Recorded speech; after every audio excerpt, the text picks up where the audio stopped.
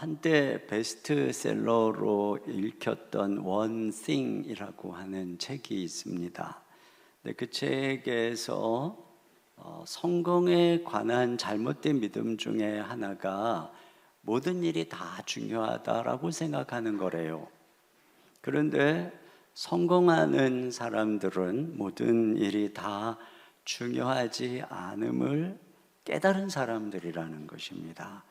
그래서 그들은 꼭 해야 하는 일을 알아보는 해안이 있고, 그래서 중요한 한 가지 일을 찾아내고 거기에 집중할 줄 안다는 데 있다는 것입니다.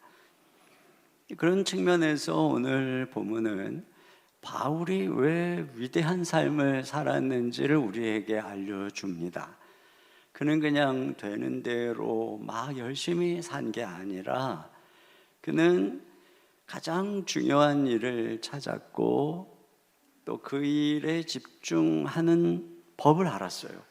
그래서 오늘 이 본문을 통해서 우리는 하나님께서 우리에게 주신 우선순위가 무엇이고 또 어떻게 그러한 삶을 살아갈 수 있는지 함께 배울 수 있습니다. 먼저 우선순위와 관련해서 배우는 첫 번째 교훈은 환경의 섭리가 종종 내 삶의 방향, 즉 우선순위를 알려주는 나침판이 된다는 것입니다.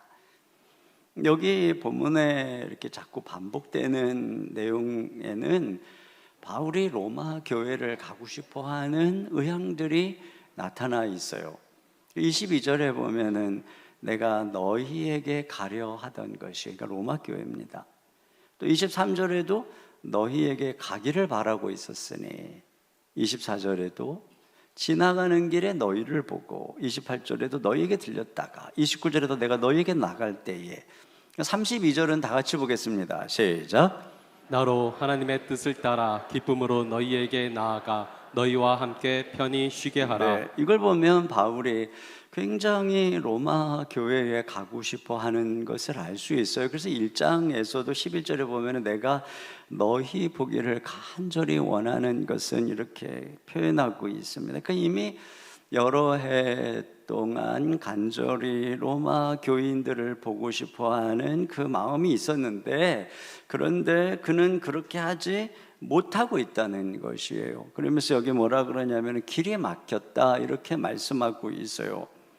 22절을 다 같이 보겠습니다. 시작. 그러므로 또한 내가 너희에게 가려 하던 것이 여러 번 막혔더니. 네, 어떤 방식으로 길이 막혔는지는 알 수 없는데, 자, 그 길이 막힌 이유는 추측하게 하는 것이 뭐냐면 그러므로 길이 막혔다, 그러므로 막혔다 그러잖아요.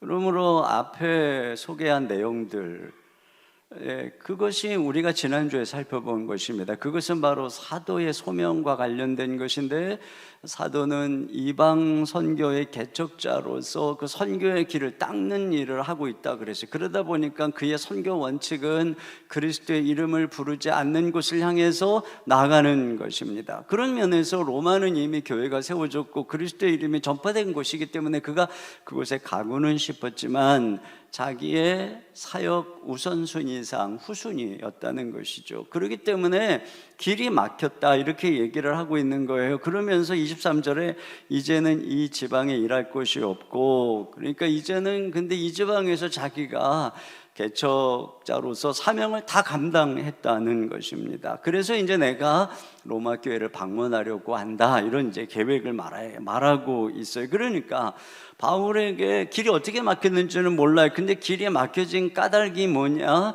나에게 주어진 이 개척자로서의 사명, 이 선교적 사명 때문이라고 하는 것을 말하고 있어요.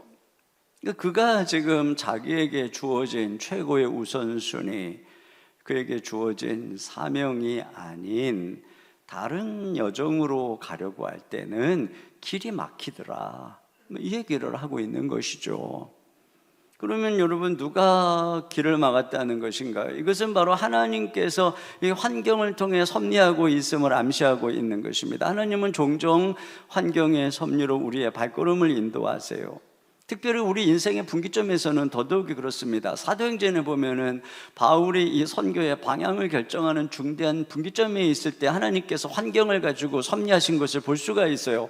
바울이 무시아에서 이 비두니아, 아시아 쪽으로 가서 복음 전하려고 애를 썼는데, 그때 이렇게 기록합니다. 사도행전 16장 7절입니다. 시작. 무시아 앞에 이르러 비두니아로 가고자 했으되 예수의 영이 허락하지 아니하시는지라. 근데 그가 이게 비두니아로 가고자 애썼다고 그러잖아요. 그러니까 애썼다는 것은 그쪽으로 가려고 뭐 교통편을 구했든지 또는 뭐 안내자를 구했든지 또 가고자 하는 어떤 뭐 길을 찾고자 했든지 어떤 여러 가지 이유를 통해서 가려고 애를 썼는데 예수의 영이 허락하지 않았다. 그 얘기는 뭐냐면은 내 길이 열리지 않았다는 것입니다. 그래서 그는 깨닫는 것이죠. 아, 성령께서 허락하시지 않는구나.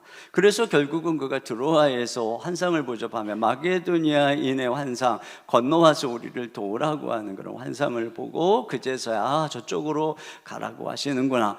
그리고서 그쪽 방향으로, 유럽 방향으로, 마게도니아 방향으로 방향을 트니까 길들이 순적하게 열리는 것을 보게 됩니다. 여러분, 이 바울이 이방인의 사도로서 그 위치를 보건대 바울의 선교의 방향은 굉장히 중요한 것입니다. 그래서 결국은 그의 방향을 하나님이 서쪽으로 두셨고 유럽에 먼저 복음이 증거된 것을 알 수가 있어요. 이처럼 하나님께서는 당신의 주권적인 섭리 가운데에서 이렇게 환경을 통해서 우리에게 역사할 때가 있습니다. 오늘 본문이 바로 그렇다는 거예요. 바로 그는 로마 교회를 가고 싶어 했는데 길이 막혔다는 것입니다. 왜요? 그에게는 더 중요한 사명들이 있었기 때문에. 그러니까 하나님께서는 종종 우리의 환경 속에서 섭리하심으로써 우리가 가야 할 방향 그리고 우리가 해야 되는 중요한 일을 알게 하시는 것을 우리가 알 수가 있습니다.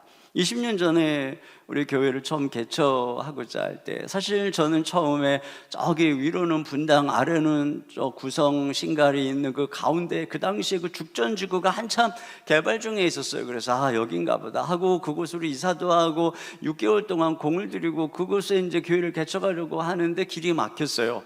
같은 교회에서 어느 다른 목사님이 그곳에 개척을 하시고자 했기 때문에 그렇습니다. 그래서 저는 어쩔 수 없이 수주로 방향을 돌렸는데 바로 여기에서 이렇게 좋은 성도들을 교회를 만나게 된 것이죠. 그리고 또 이제 교회가 부흥을 해서 건축을 하게 되는데 여러분 건축은 또한 교회가 어디에 터전을 자리 잡는가 하는 굉장히 중요한 분기점입니다. 그래서 우리는 수지의 한 장소를 정했는데 길이 막혔어요. 그리고 수년간 기도 중에 하나님께서 여기로 인도를 해주셨습니다. 여러분 이 광교는 경기도의 행정타운이고 수원의 120만, 용인의 110만 명을 향해서 나아갈 수 있는 중심 도시입니다. 우리로 하여금 이러한 도시선교의 중요한 철학을 가지고 지난주에도 말씀드렸던 것처럼 이 시대 속에서 일하도록 하나님의 환경을 통해서 우리의 걸음을 인도하고 있는 것을 발견하게 되는 것이죠. 만약에 오늘날처럼 교통이 발달한 시대라고 하면은 뭐 로마 좀 잠깐 갔다가 올 수 있었겠죠. 그런데 당시에는 한 번 목적지를 정하면 몇 달이 걸리는 거예요. 또 때로는 뭐 1년, 2년이 걸리기도 하고. 오늘 지금 바울이 로마서를 쓰고 그리고 이제 그가 순교하기까지 그의 인생에 남은 기간은 추산해 보면 10년도 채 남지 않았어요. 그 넓은 세상에서 이방인의 사도로서 그 하나님이 주신 사명을 감당하기 위해 해야 할 일은 많은데 남겨진 기간은 무한정이 아닌 것입니다. 우리도 그렇죠. 젊음이 영원한 것이 아니고 건강도 영원한 것이 아니에요. 그러니까 우리가 아닌 길에 들어서서 인생을 소비하는 것은 하기에는 너무 인생이 짧은 것입니다. 덜 중요한 일을 위해서 가장 중요한 일을 뒤로 미루는 것들은 너무나도 치명적이고 어리석은 실수인 것이에요. 그런 면에서 하나님께서는 이와 같이 종종 환경의 섭리를 통해서 바울에게 가장 중요한 일들로 나아가도록 섭리하신 것처럼 우리에게도 그런 것이죠. 그러니까 우리는 그런 해안을 가져야 돼요. 그리고 바울처럼 거기에 순종하면서 걸어갈 수 있어야 되는 것입니다. 이 바울의 분명한 우선순위는 로마 교회 방문 계획에 대한 그의 단서 조항에서도 볼 수 있어요. 24절을 같이 보겠습니다. 시작. 이는 지나가는 길에 너희를 보고 먼저 너희와 사귐으로 얼마간 기쁨을 가진 후에 너희가 그리로 보내주기를 바라노라. 네, 여기 보니까 지나가는 길에 그리고 얼마간이라고 하는 단서가 붙어 있습니다.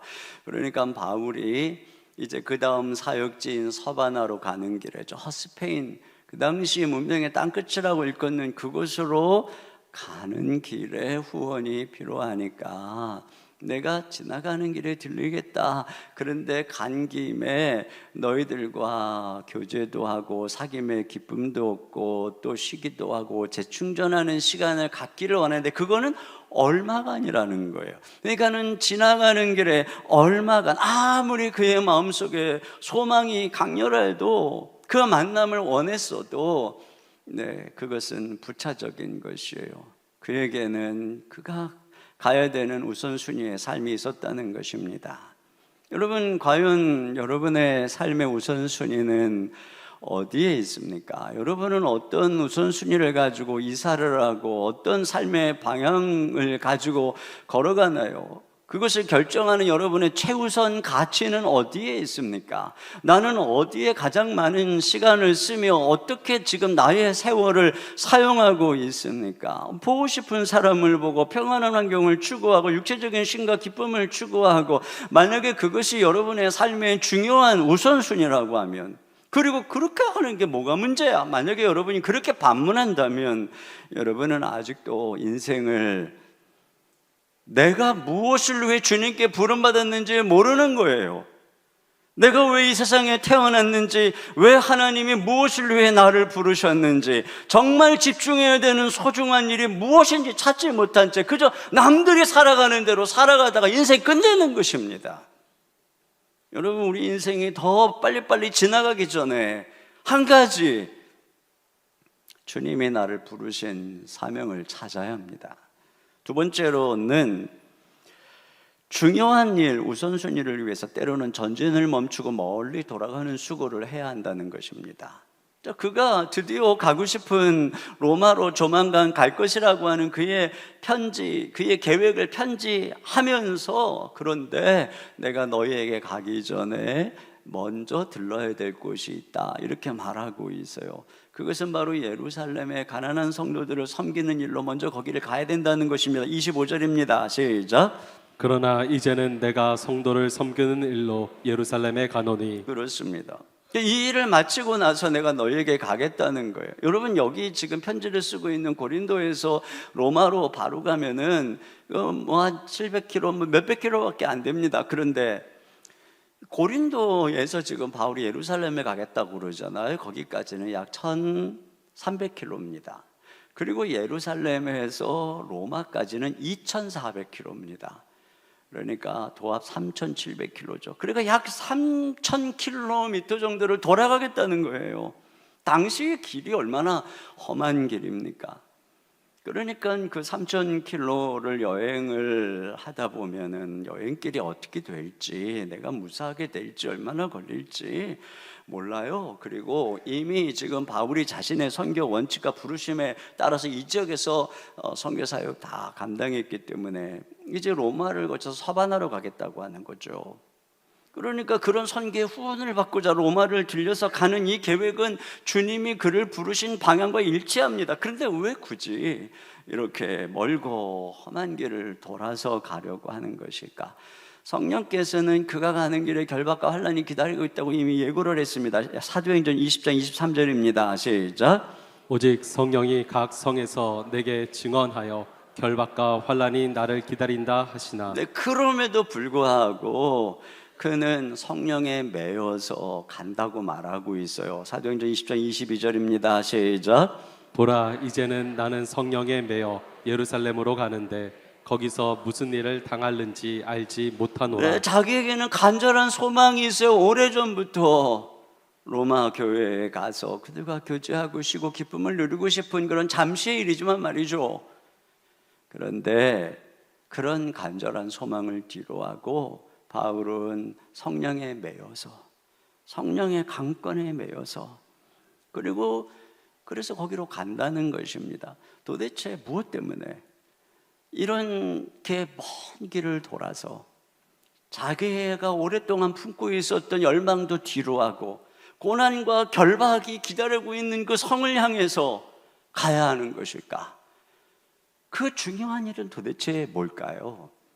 우리 여기서 몇 가지를 유추할 수 있어요. 첫째로는 이웃사랑의 중요성입니다. 예루살렘에 있는 가난한 성도들에게 마게도냐에 있는 교회들이 모금한 연보를 전달하기 위해서 간다고 그러잖아요. 그러니까 바울에게 있어서는 이 최우선적인 선교, 복음 전도의 사명을 가지고 있지만 바울은 가난한 성도들을 외면하지 않고 있다는 것을 알 수 있습니다. 그리고 그들을 돕기 위해서 복음을 전하는 일만큼이나 그리스도의 사랑을 실천하기 위해서 애를 쓰고 있는 것을 알게 되는 것이죠. 그러니까 이 복음 전도와 이웃 사랑은 이게 동반자예요. 동반자. 선교를 위해서 함께 가는 것임을 우리가 알 수 있어요. 그런데 더 중요한 것이 있어요. 또한 이건 뭐냐면 정통성 수호의 중요성입니다. 여기 바울이 그들에게 이 연보를 전달한다고 하면서 이방 교회들을 향해서 우리가 그들에게 빚졌다 이런 얘기를 하고 있어요. 자, 27절입니다. 다 같이요. 시작. 저희가 기뻐서 하였거니와 또한 저희는 그들에게 빚진 자니 만일 이방인들이 그들의 영적인 것을 나눠 가졌으면 육적인 것으로 그들을 섬기는 것이 마땅하니라. 네. 이방 교회가 예루살렘 교회에 빚을 졌다는 것이죠. 여러분 여기에 이제 빚졌다라고 하는 것은 바울의 용어로 하면 이 앞에서 이미 로마서에서 말한 것처럼 그들의 뿌리에 접붙임 바 된 것을 말하는 것이죠. 뿌리에. 그래서 예루살렘 교회의 뿌리에 이방 교회가 접붙여진 것입니다. 여러분 이렇게 접붙여졌다는 것은 두 가지를 가르쳐 주는데 하나는 그들이 우리의 뿌리라는 것이고 또 하나는 그들과 우리가 하나로 연합되어 있다는 것입니다. 이방 교회는 엄청나게 부흥하고 있어요. 안디옥 교회는 선교의 중심지가 되었고 또 그가 지금 가고자 하는 로마 교회도 마찬가지입니다. 그리고 가는 곳마다 이 복음이 편안하게 증거되었다고 교회들이 세워지고 얘기하고 있어요. 그런데 아무리 너희가 이렇게 부흥을 해도 너희가 접붙여진 뿌리를 잊어버려서는 안 된다는 것이죠. 여러분 이스라엘의 역사는 그들만의 역사가 아니죠. 그들은 모형으로서 그들의 역사는 우리들의 역사고 그들의 조상은 우리들의 믿음의 조상입니다. 그러므로 우리의 신앙의 근거와 뿌리가 거기에 있어요. 바울은 복음을 전할 때도 내가 예수님을 만났다라고 하는 것보다는 철저히 구약 성경에서 출발합니다.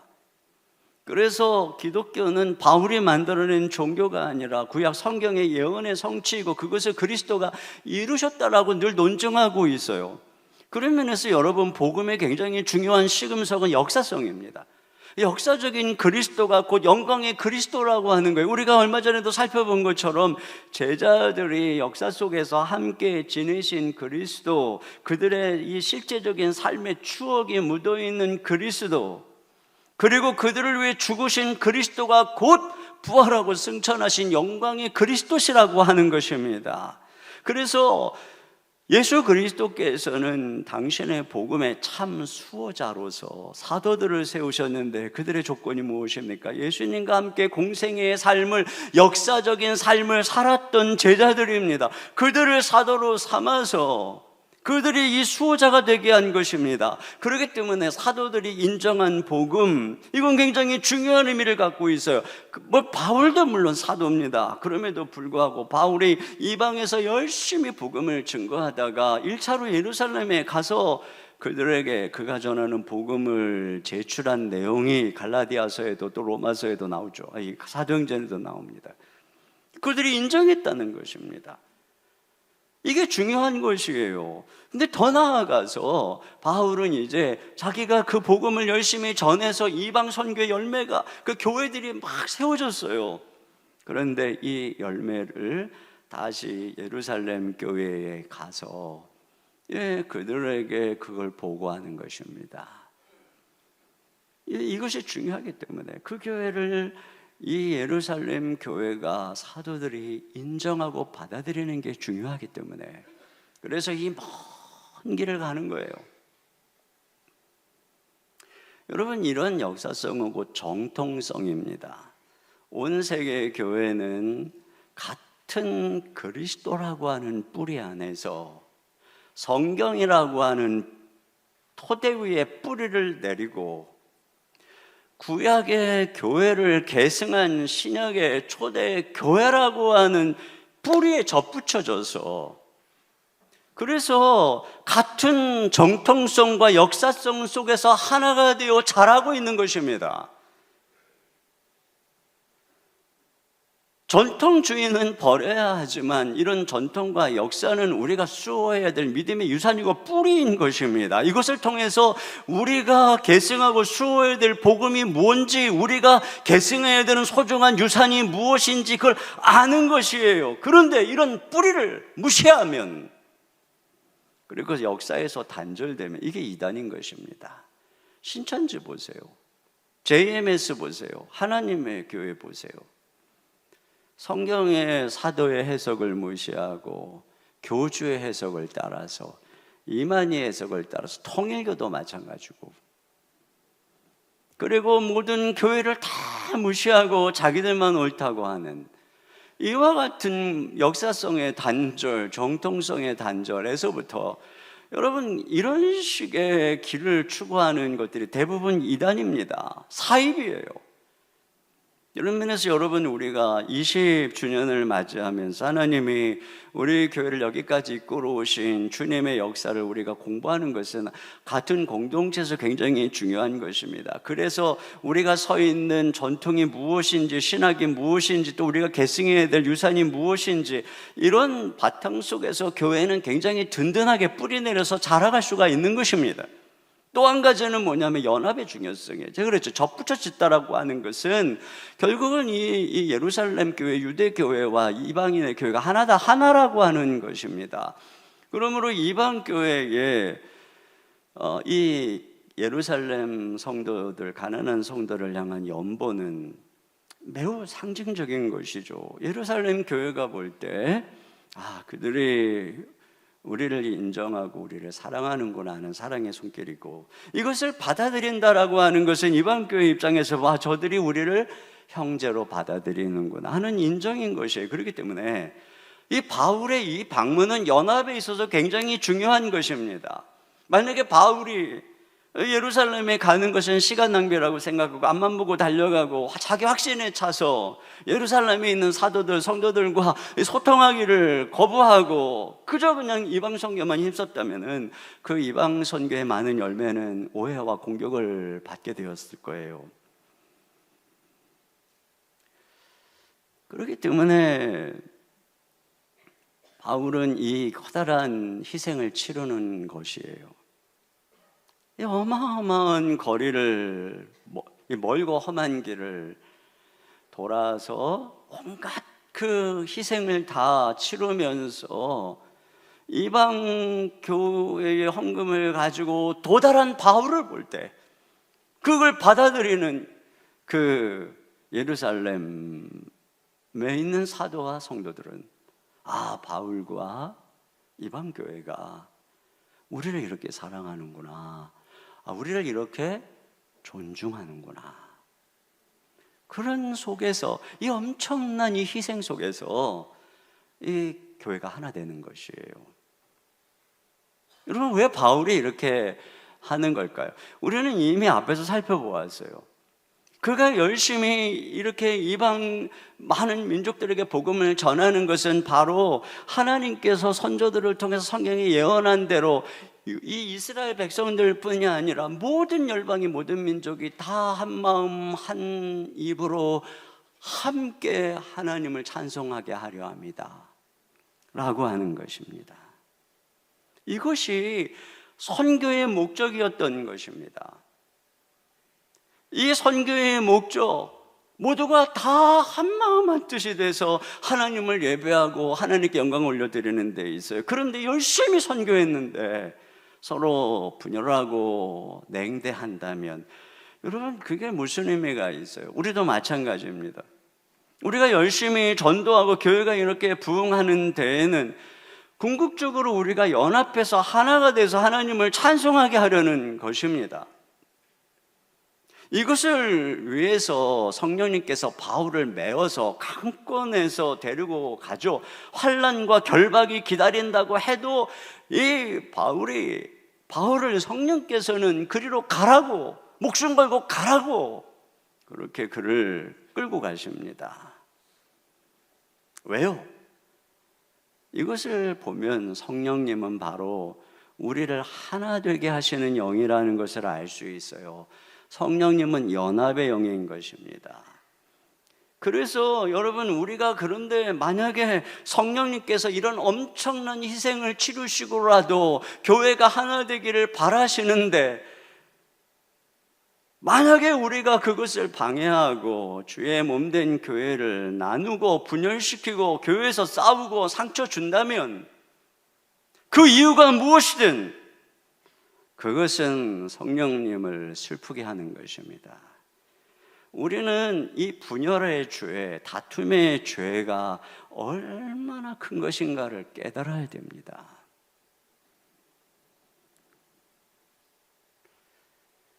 여러분, 우리는 그런 면에서 우리가 선교하고 전도하고 개척하는 열정만큼이나 이 연합하고 하나 되기 위해서 노력해야 된다는 것을 여기서 찾아볼 수가 있어요. 그리고 이 바울의 이 헌신처럼 하나 된다고 하는 게 저절로 그냥 쉽게 되는 게 아니라는 것이죠. 아니, 이 작은 민족 하나의 핏줄을 가진 우리 이 민족만 해도 하나 되는 게 얼마나 힘들어요. 왜요? 서로 희생을 안 하니까요. 이 동북아에 같은 생김새를 가진 일본, 중국과도 보세요. 얼마나 서로 미워하는지 말이에요. 그렇다면 아예 피부색이 다른 저 동남아나 유럽, 아프리카에 있는 사람들하고는 어떻겠습니까? 우리가 유럽에 가서 인종차별을 경험할 때 그것을 그렇게 모독으로 여기면서 우리 안에 그들에 대해서 이런 똑같은 모습을 보이는 이런 이게 죄악이거든요, 이게.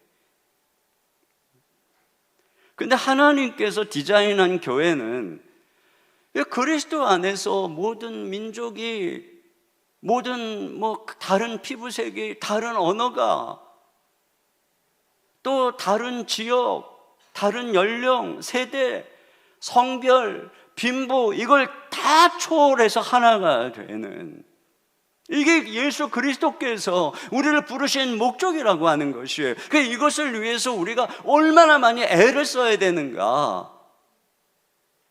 이게 우리가 주님 앞에 부름받은 굉장히 중요한 목적이라고 하는 것입니다. 지난주에도 잠깐 말씀드렸지만 내년에 로잔대 모임도 그래요. 세계 200개국에서 5천여 명의 선교 지도자들이 다 바쁘죠. 그런데 비행기를 타고 비용을 들여서 먼 이 대한민국까지 날아와서 일주일 동안 함께 말씀 듣고 함께 토의하고, 왜 그러겠습니까? 그렇게 해서 향후 10년, 20년 동안 이 온 세계의 교회가 우리 세대에 어떻게 이 지상명령을 성취할 것인가를 심각하게 고민하는 것이고, 동시에 우리가 하나이고 한 지체라고 하는 것을 확인하는 굉장히 중요한 시간입니다. 여러분, 세월이 지나면서 성령님께서 선교를 이끄시는 방향도 이제는 달라졌어요.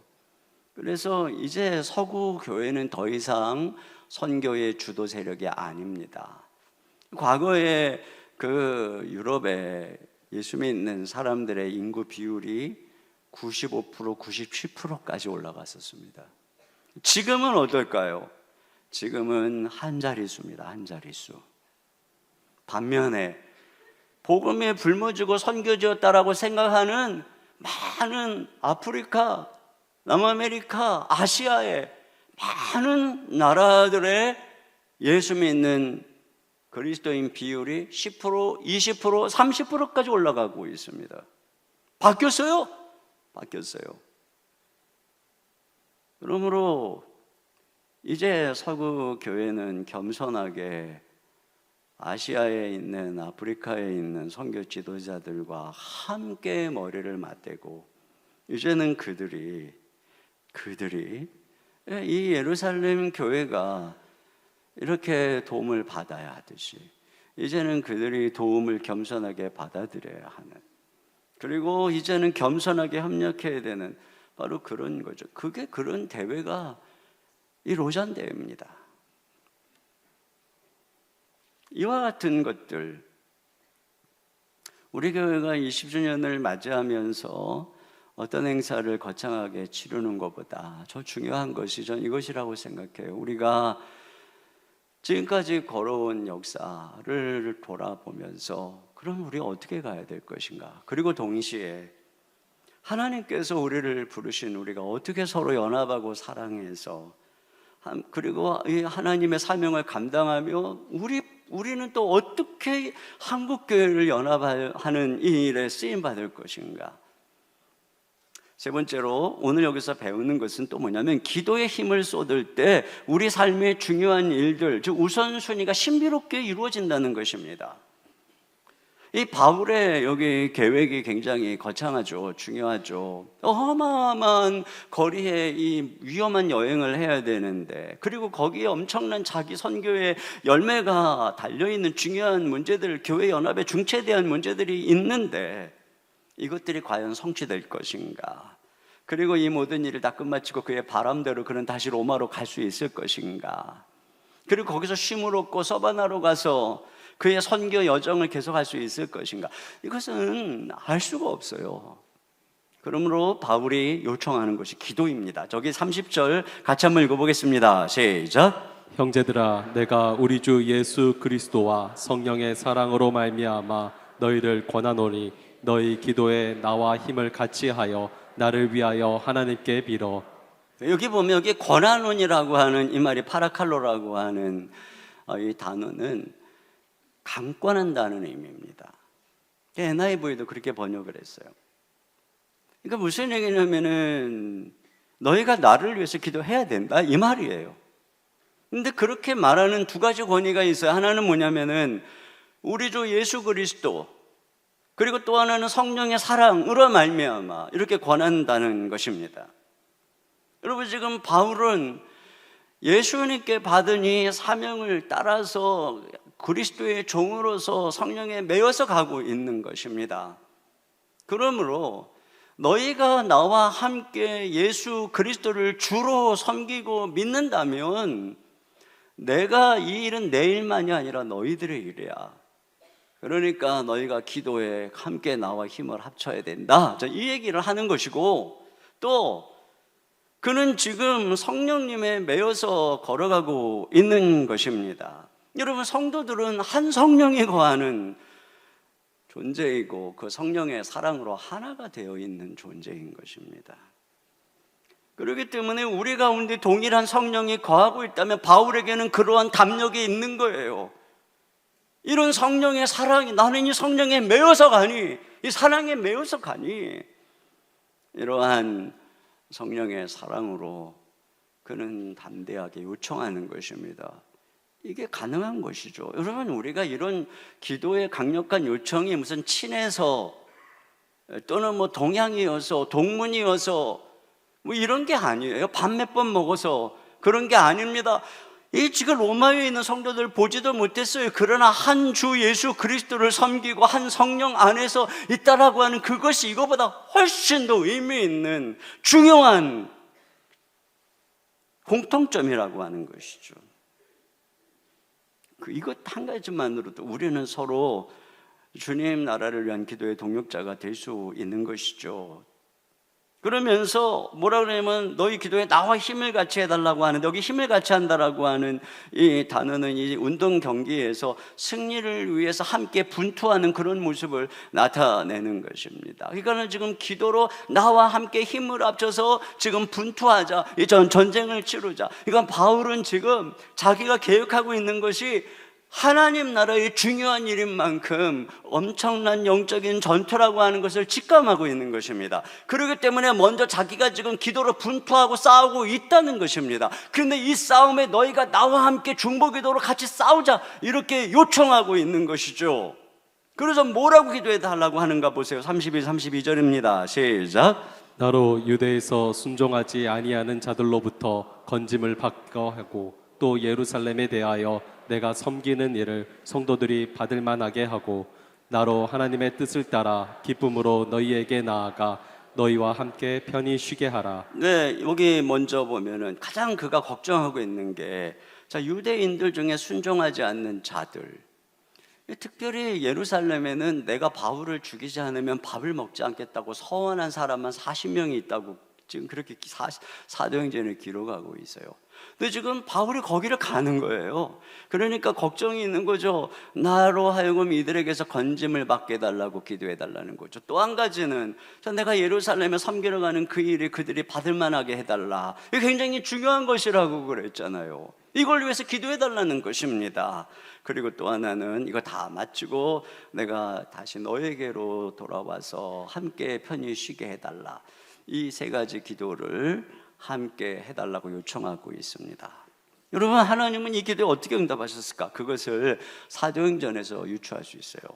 먼저는 바울은 예루살렘 지도자를 만나서 헌금을 잘 전달한 것 같아요. 근데 그 내용은 정확하게는 안 나오는데 그가 거기서 사역을 보고하고 그들이 그것을 바라보면서 하나님께 영광 올려드린 모습을 발견하게 되거든요. 자, 여기 사도행전 21장 17절 이하를 같이 보겠습니다. 시작. 예루살렘에 이르니 형제들이 우리를 기꺼이 영접하거늘 그 이튿날 바울이 우리와 함께 야고보에게로 들어가니 장로들도 다 있더라.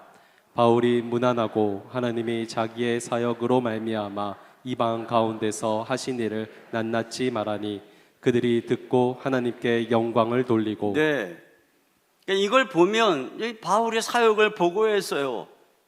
그랬더니 사도들이, 거기 있는 성도들이 하나님께 영광을 돌렸다는 것이니까 결국에는 지금 바울이 품고 간 뜻이 이루어졌다는 것이죠. 그들이 이방 교회를 받아들이고 있는 것입니다. 그런데 이제 그 뒤에 보면은 이 야고보와 장로들이 바울에게 그럽니다. 여기 지금 예루살렘에 있는 많은 유대 그리스도인들이 오해하고 있다. 네가 이 율법을 무시한다고 오해하고 있다. 그러니까 오해를 풀 겸 성전에 가서 결례를 행해라. 이렇게 요청을 합니다. 이거 굉장히 위험한 요청이죠. 지금 예루살렘이 얼마나 위험한 곳인데, 근데 이 오해를 풀라고 바울더러 예루살렘 성전에 가서 7일 동안 결례를 행하라는 것입니다. 근데 바울이 가요. 7일 동안 결례를 행하다 보니 당연히 발각되겠죠. 왜? 이 바울에게 적개심을 가진 유대인들이 바울을 알아보고 결국은 그를 붙잡아서 끌고 나가서 매를 때리기 시작합니다. 소동이 일어납니다. 둘러싸고 급기야 그를 죽이려고. 드디어 예상한 어려움이 다가왔어요. 근데 여러분, 여기서 어떻게 그가 건짐을 받았을까요? 그것은 바로 그 소동을 듣고 로마 군인들이 와서 바울을 체포하는 것입니다. 바울을 체포하는 것은 사실은 바울을 보호하는 것이죠. 결과적으로는 그렇게 됐어요. 그리고 그 보호 속에서 그들에게 복음도 전할 수 있게 되었어요. 그리고 계속되어지는 재판 속에서 그 감옥 안에 갇혀 있게 됩니다. 무려 가이사라에서 2년 동안이나. 이런 과정 속에서 암살의 위협, 또 뭐 여러 가지 회유의 그런 재판관들을 회유하는 위협 등이 있지만 하나님께서는 결국 그를 그 상황 속에서 보호하시죠. 전혀 예상하지 않았던 방식으로 하나님께서 보호하시고, 그리고 그가 로마로 오게 해달라는 기도는 어떻게 응답되었을까요? 바울이 결국은 죄수로 압송이 돼서 로마로 가게 됩니다. 로마로 가는 길에 지중해에서 유라굴로라고 하는 광풍을 만나서 파손의 위험, 익사의 위험, 또 군인들이 그들을 다 죄수들을 죽이려고 하는 위협, 그러다가 또 독사에 물리는 위험 등 정말 어려운 일들을 만나는데, 그 모든 여정에서 하나님이 바울을 보호하시는 것입니다. 그래서 죄수의 신분이지만 그 당시 세계의 심장부인 로마에 드디어 도착하게 되는 거예요. 그리고 거기서 2년 동안 억류되어 있는 동안에 시위대의 복음을 전했다고 빌립보서에서 말하고 있어요. 그리고서 역사에 보면 아마도 잠깐 풀려나서 계획대로 로마 교인들과 교제하고 힘을 얻고 서바나로 갔다가 돌아왔을 거다라고 역사가들이 추측합니다. 그러니까 모든 계획이 다 이루어졌어요. 3,700m의 긴 여행, 그리고 그 사이에 만나는 모든 위험 속에서 하나님이 그를 건져주셔서 거기 간 목적도 달성하고, 그리고 그가 그렇게 원했던 로마까지 당도하게 된 것입니다. 과연 기도가 없었어도 이 모든 일들이 이루어졌을까요? 나 주의 뜻이니까, 하나님 작정이니까, 사도니까. 여러분, 만약에 그런 것이라면 왜 바울이 이런 문제를 갖고 그렇게 기도에 씨름을 했으며, 왜 로마 성도들에게 강력한 기도의 힘을 합쳐달라고 분투의 요청을 했겠습니까? 이 엄청난 계획이 이루어지고 복음 사역의 진보가 나타나는 데에는 배후에 쉼없는 기도가 있었기 때문에 그런 것입니다. 여러분, 우리가 이와 같이 간절히 기도할 때에 우리가 세웠던 어떤 계획들이 때로는 어려운 일도 생기고 위기도 만나고 그러지만 결국에는 모든 것이 합력해서 하나님의 선을 이루는 이런 역사가 일어나게 되는 것이에요. 그러니까 우리가 이런 말씀을 보면서 이 기도의 힘, 기도의 신비를 믿어야 되는 것입니다. 여러분, 우리가 하나님 앞에 이 시대 속에 이 제사장으로 부름받았다고 그랬잖아요. 여러분, 제사장의 역할 중에 하나가 무엇인가? 하나님께서는 제사장을 통해서 그들을 축복하고 제사장이 드리는 기도를 통해서 하나님이 그들의 응답하시고 하는 것들을 보게 되는데, 이 세상의 어두운 땅 가운데 있는 사람들이 우리가 바로 그런 존재인 것입니다. 엘리 제사장 같은 경우 보세요. 제사장으로 그렇게 시원찮은데도 불구하고 그를 통해서 한나를 축복하듯이 하나님께서 우리들의 기도를 통해서 이 땅의 역사를 이루어가는 것입니다. 하나님은 이 땅에 누군가를 구원하고 이 땅에 어떤 역사를 이루기 전에 먼저 우리들로 기도하게 하는 것입니다. 이런 기도를 통해서 하나님이 그 역사를 이루어가는 것이고,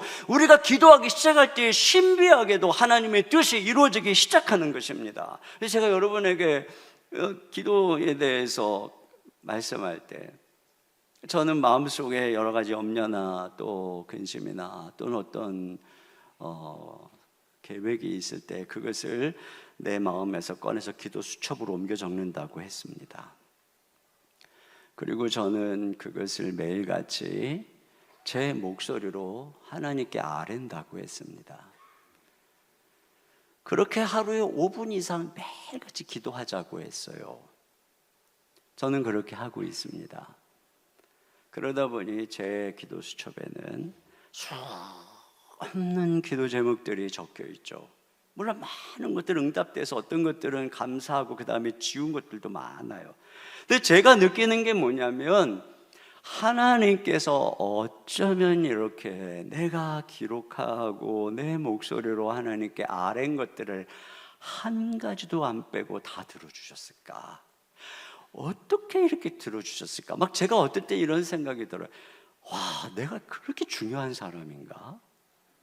내가 기도하는 게 이렇게 대단한 건가?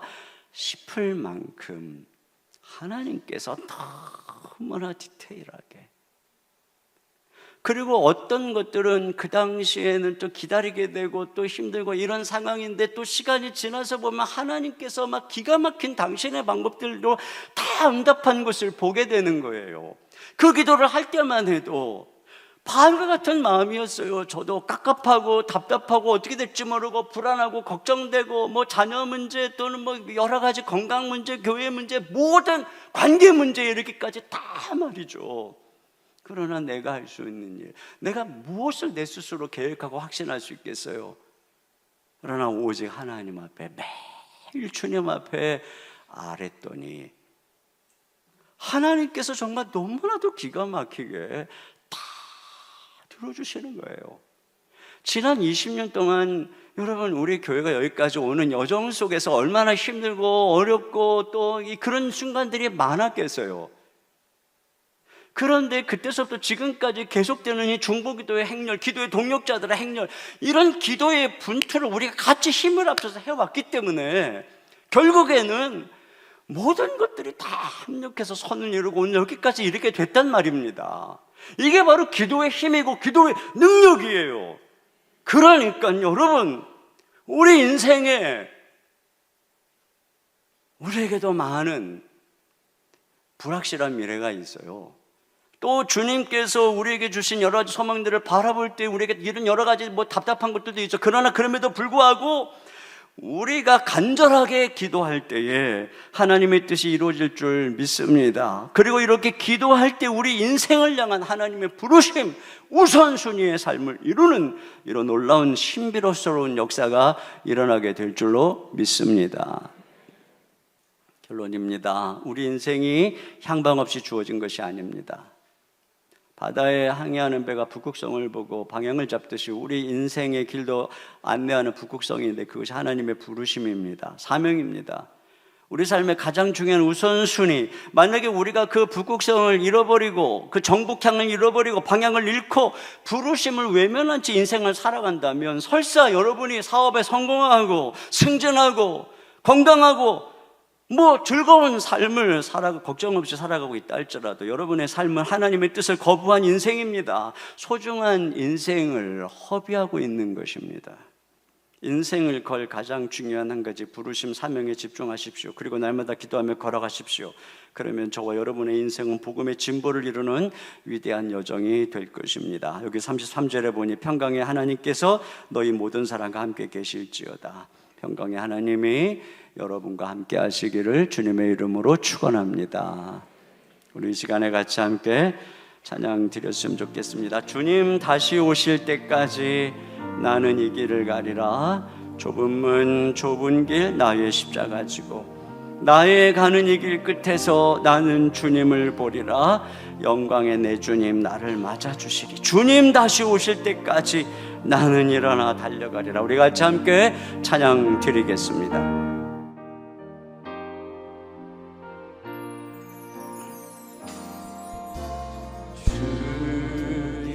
다시 오실 때까지 나는 이 길을 가리라. 좁은 문 좁은 길 나의 십자가 지고 나는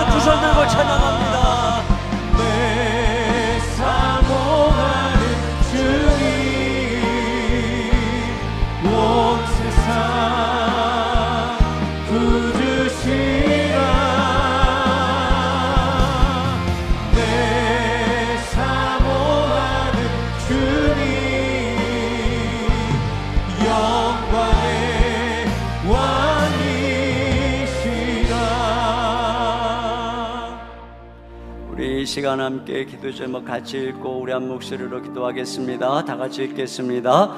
주님께서 삶을 통해 이끄시는 환경의 섭리를 발견하고 순종케 하시어 바울과 같이 부르심의 사명을 따라가게 하소서. 복음 안에서 온 교회와 성도들이 이웃 사랑에 힘쓰고 소중한 전통과 역사를 계승하며 서로 사랑하고 연합하는 수고를 더욱 힘쓰게 하소서. 교회를 통해 하나님의 뜻이 이 땅에 이루어지도록 기도의 씨름에 힘쓰게 하소서.